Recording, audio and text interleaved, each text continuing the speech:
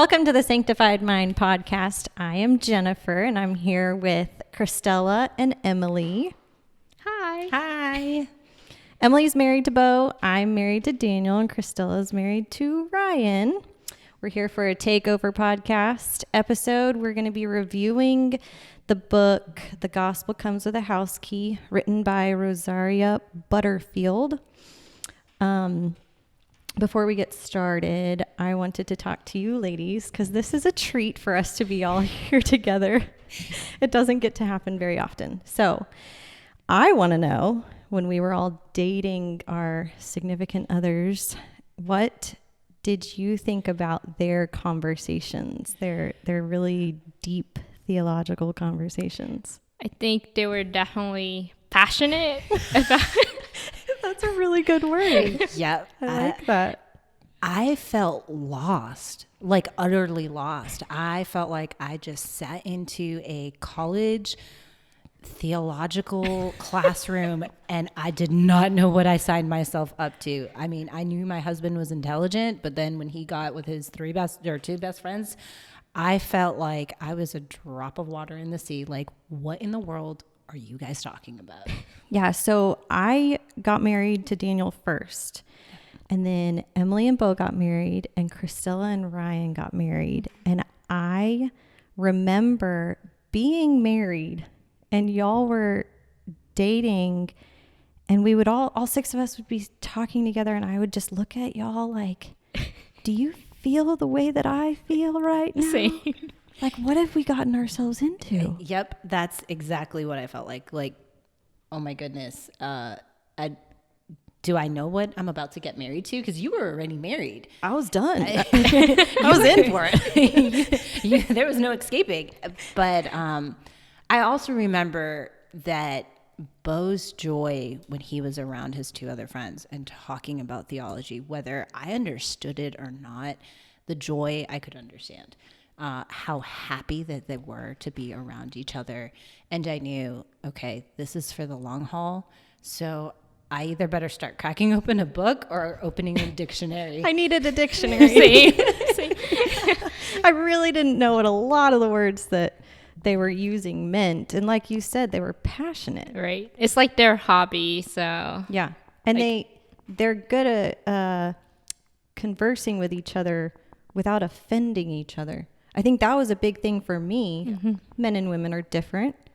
But the men, I mean, they were disagreeing on everything. And it was like, okay, who's going to leave now? You know, no, they stuck it out. They stuck it out. And see, they've been friends since 8th grade. Yes. Before that. 7th grade? 8th? I think so. Maybe. So those poor teachers, their parents, they've watched Daniel, Ryan, and Bo grow up with each other.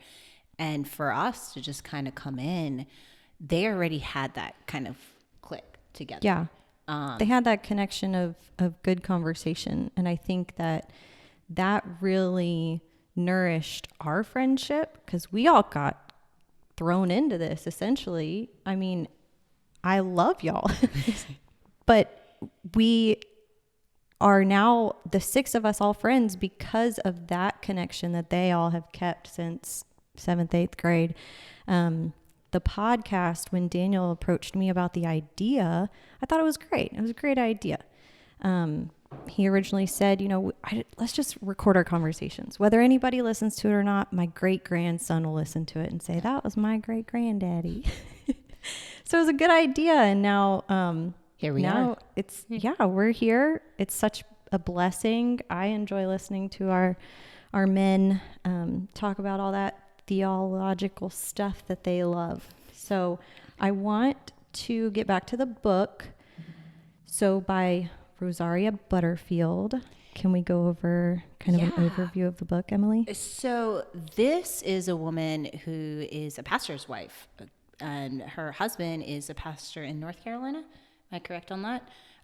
And within her life, she learned to have radical hospitality, and that is the theme of this book, is radical hospitality. And what is radical hospitality in this society? What does radical hospitality even look like?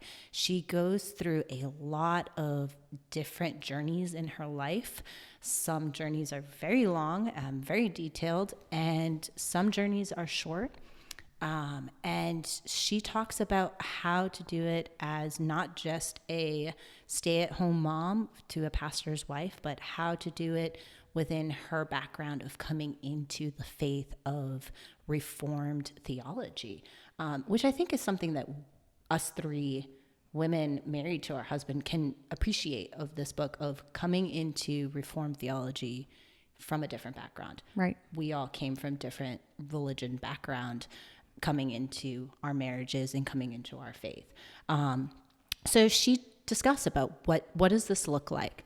The book is different. I think that's the best way that I could do it. It's different. It's written in a very different style when it comes to theology, when it comes to dealing with Reformed Baptist or Reformed Presbyterian. So would you say, going into this book, thinking about it as a topic, it's not what you expected? No, absolutely not. When I read books that my husband recommends, it is very to the point. This book is more of a narrative type of book. It's more of a story, which is interesting because when it comes to different books written by either male or female, you can tell by the style of writing. You are either very, very emotional type of book. This book gives you a little bit of both. It's a sprinkle of emotional and then a sprinkle of practicality, which I could go for and I cannot go for. It's one of those books I'm not really quite sure on how I feel about it. Either way. Yep, either way. So Daniel calls it flowery. Her writing is flowery to him. And so she goes a little bit further with the storytelling than he prefers, and uses a lot of flowery words. And so he can do without it. Right. I can appreciate it. I kind of liked it. It was an easy read. Right. I think it helps. Like, it helps portray like what she's trying to get the point across, and it helps you remember how like to show hospitality, right? So It helped I appreciate with the that. points. Yeah, to make Yeah. the points. Yeah. What I liked about it is this is a book that it doesn't matter where in your life that you are at. You can pick up this book and you can understand it. There are going to be academic language to it, and she's going to describe the academic language to you and then describe her experience. And that's something that I can appreciate, especially coming into just our husband's conversations on what in the world are you talking about? She's able to explain that. Oftentimes, we do have to stop our husband and say, define, because we have no idea what they're talking about. She does that naturally, but sometimes it can be a little bit wordy. Even in the OPC, so she's a part of a OPC church. Yep. And she does go over church discipline, and she addresses, instead of just talking about it, Right. she does go further with her description and definition of why she's even talking about what she's talking about. And I appreciate that, even though I already know it. Right. I attend an OPC. I think Christella attends an OPC with Ryan. And y'all are part of a Reformed Baptist church. Correct. Emily and Bo are. So did you appreciate, or was it helpful to you? Yeah, absolutely. And that's one of the things is it is helpful to understand, what does church discipline look like? What does radical hospitality? To be honest, I didn't even know what radical hospitality was until I picked up this book. And being able to see her stories and then understand the definition of what hospitality looks like and then what radical hospitality looks like in this society, that was something that I can't appreciate from this book. But at the same time, going into this book, knowing beforehand of what your expectations are, go ahead and lower them a little bit. That would have been helpful. So that's something that I want our audience to know of. Just go into this book knowing that it's going to be a story, and just get a drink, get some snacks, because you're going to be there for a while. It's a journal. It's a look into her journal and the stories within her life. She opens with a challenge. Mm-hmm. Did you enjoy the challenge, Christella? I think, yeah, I did. I mean, it addresses all the questions that you have about challenges on how to be hospitable.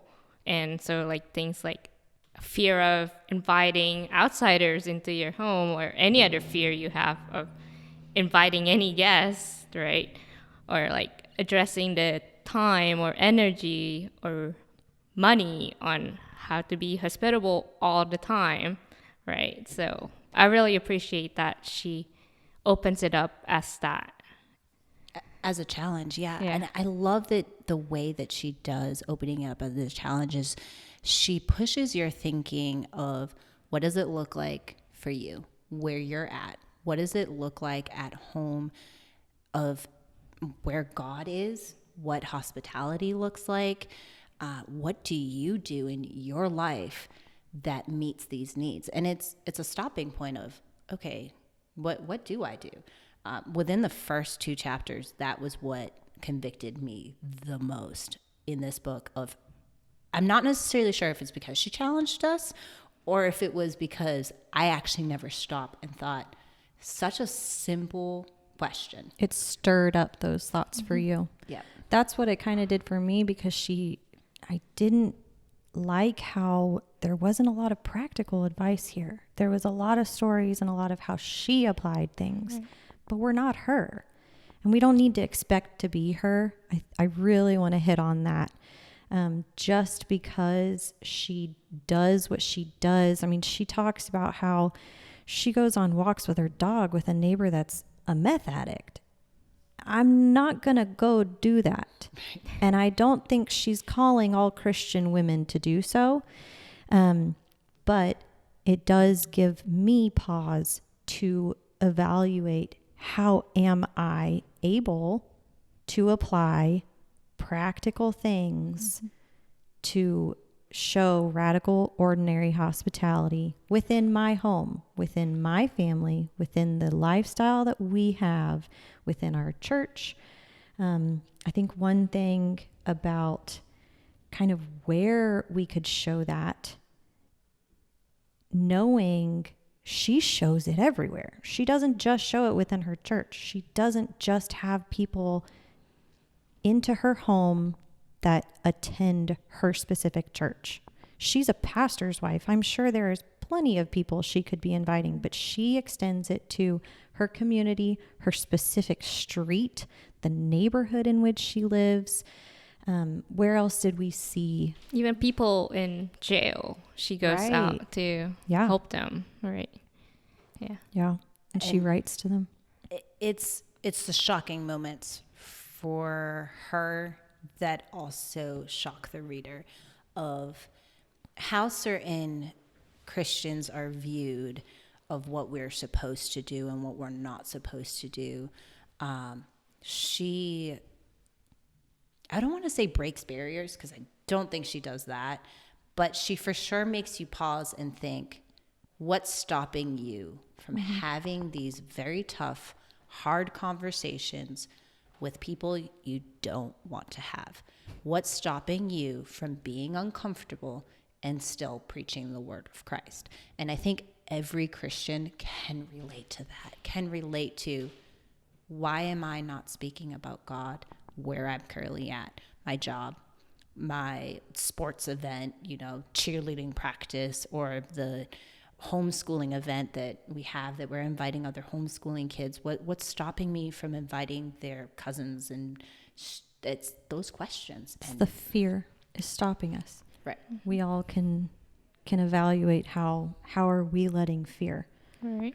How does that look in my specific home? I'm just had a baby. You know, what if they don't like the fact that I've got some clutter sitting around? Or I think we all can have these really silly fears that keep us from kind of starting. Got to start somewhere, right? Right. And I think that's why this book is good. Like, it makes us reflect on what is holding us back and what those fears are, and kind of trying to, I don't know, take the opportunity to get better or face that fear and fix it, I guess, right? And realize that we are called to do so. Right. Yeah. Yeah. How did you guys feel in this book of, as a Christian, dealing with not driving yourself crazy to being a hospitable host or even a hospitable Christian? What did you guys think within that book? I think we need to start within our own household first, and being comfortable with your own family on practicing your family worship. And I think that's also why we might be fear of inviting guests, is because we don't have our own household in order with family worship or being comfortable. So I think practicing that, at least in ours, so practicing that more often and facing that fear will definitely help us like push beyond just doing our own family worship and doing more with others. What about you, Jen? That'll make you more comfortable Yeah. to then opening it up. Right. For me, it's along the same lines, staying on top of things, staying on top of having that healthy relationship within our home. I like what Christella said of it starts at the home. Right. And I think she really did a good job of showing that. I mean, she speaks to her children specifically about sins, and she hits on the idea that my children see Christians and non-Christians dealing with sin. They are dealing with some real serious things. And as little children, their sins and their big things, quote unquote, are not that big. And they can rely on Christ. And they can see the big people, the adults, addressing those things and dealing with them and praying through them and seeing that radical transition of this is how we can live this way. So also, I need to stay on top of clutter. Like keeping my house decluttered is a big thing for me. I always want my home to be open. If somebody knocks on my door, I want to be comfortable enough to say, come on in, and not be embarrassed. I've got some clutter on my table or laundry sitting on the couch. Now, I don't think that she ever implies that it has to be spotless. Right. Yeah. I think she talked love about that. her Yeah. house. Like, oh, you can invite your neighbors, and if they're here, they could fold your laundry. Yeah. Yeah. I Or have grab a some, ball and go ahead. Yeah, you're sitting on a ball. You're sitting on an exercise balls. We don't have enough chairs, or the kids are sitting on the floor. Yep. Well, she talked about having enough chairs. Don't scare yourself into that fear of giving into that fear of you might not have enough chairs, and that's okay. Right. And that's what I loved about what Christella was saying, is that you first got to start with yourself. You got to start within your own family. You got to start within your own, setting up some type of structure. If you're not ready to have that radical hospitality coming into your house, you can start by doing it within your own family, and then moving on to, okay, what do I need so that I can feel comfortable to start inviting people, but knowing it's okay if you're not perfect. If your house looks like a mess, or if you're still in the middle of homeschooling, guess what? Grab a book. You're going to help me start teaching my kids as well. I think that's okay. Or having just a simple conversation with the neighbor across the street that everybody thinks is a recluse. It might be a good idea to bring your husband along, or, if you are a single woman or a single man, you know, don't go into a stranger's house by yourself. Just it's not explicitly stated in the book.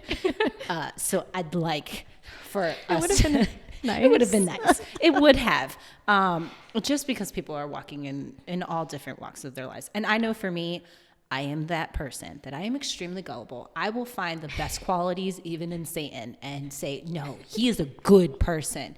I need my husband to tell me, he might be a good person, but he's also a bad person. And that's okay. And that's okay to just having my husband be able to discern.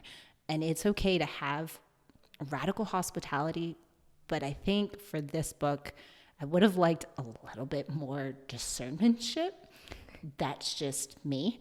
But I do love that she says you can come to it at any point, but you have to be able to first look within yourself and look within your family. So with that said, question I have for you guys is, what challenges do you guys have for yourself for this week to start applying? That was something that Christella says, is you have to be able to read a book and then start applying it to your life. And that was kind of like a big, yeah, okay, read this book. Can't just read it and put it back on the shelf. No, and that's a conviction for me. Not with this one. Not with this book. You really, Yeah. I can't imagine. It's so convicting. It was great. I appreciate that she wrote the book. She had a lot to share. But to go back to your question, I have to reiterate, that is my challenge of staying on top of my home. I had a dear friend come over after I had a baby, and she brought over a meal, but then she sat down and she said, "Can I fold your laundry?" And I was immediately embarrassed. I was immediately fearful. But Rosaria talks about this in the book, allow your sister in Christ that opportunity to show hospitality. Right now, Daniel and I are in the process of moving. So if anybody was to come over, there's going to be lots of boxes everywhere. But going forward, when we're at our new residence, I think that's my challenge, is to stay on top of things with being presentable, but also furthermore, my relationship with my husband. I think she talks about this in the last chapter, being with, starting within the home, kind of like Christella said, it starts with your marriage too. Have a strong marriage. I mean, how awkward is it to go over to somebody's house and the married couple is bickering the whole time, right? Yeah. Or one of them doesn't want you there, or, it's kind of, not that I would ever feel that way, or Daniel and I, but sometimes you can see that, and I want to have the strong marriage where you're both on the same page. Like Rosaria said, you both have the sense of this hospitality.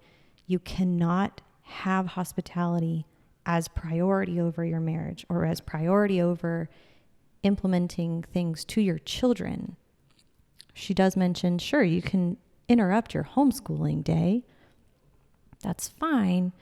But are we on the off days, I guess, of not showing hospitality when nobody's over? Are we having those conversations with our children, with our husband, to address how we can strengthen the home to be more hospitable? Right. And I think, like, being hospitable, it takes two people, like your husband and your wife. Not only that, your family too. You want to have your kids involved, but at the same time, keep that balance to the importance of family, like you said, and also being hospitable. So I think that's a challenge, right? Yeah, absolutely. And she talks about budgeting for it. Right. There is a lot in this book. I wish we had the time to just go in and just nitpick and take this book apart, because there is a lot of great stuff in this book.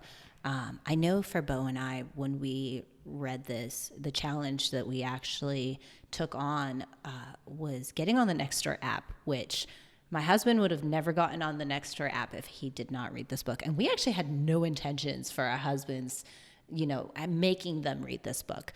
They all three of them read it because we were reading it. They wanted to know what we were reading. They wanted to have that conversation with us, which is something that I love about our husbands is they're still talking about it upstairs.